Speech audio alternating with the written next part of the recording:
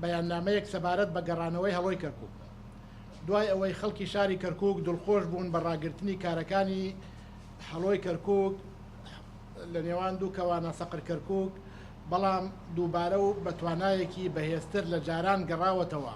ئەمەش دەبێتە هۆی گومانکردن لەو لایەنانەی لە پشتی ئەم کارەوەن بە تایبەت بوونی بەڵگەنامە ئەوە دەسەلمێنێت کە هەڵۆی کەرکووک ئەم جارە بە بڕیاری فەرماندەیی گشتی هێزە چەکدارەکانی عێراق گەڕاوەتەوە و ئەمەش مایەی سەرسامی و نیگەرانیە لە کاتێکدا کارەکانی ئاسایشی ناوخۆ لە تایبەتمەندی دەسەڵاتەکانی کارگێڕی وزارەتی ناوخۆیە.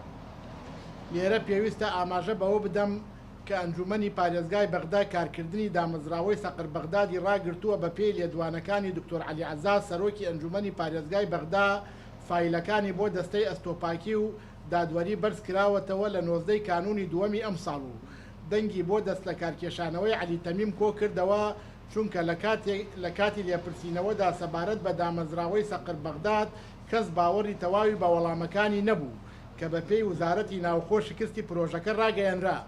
هاوکات ئەنجومەنی پارێزگای بەغدا لە 29 ئابی ئەم ساڵ کاری ئەمنیەتی لێسەندەوە چونکە لە ڕۆی هونەریەوە شکستی زۆری هەبوو. بۆیە داواکارم لە خودی وەزیری ناوخۆ بە دوواداچوون بۆ هۆکاری گەڕانەوەی سەقر کەرکووک بکات و لە کاتێکدا کاروباری ئاسایشی ناوخۆ کاری وزارەتی ناوخۆیە.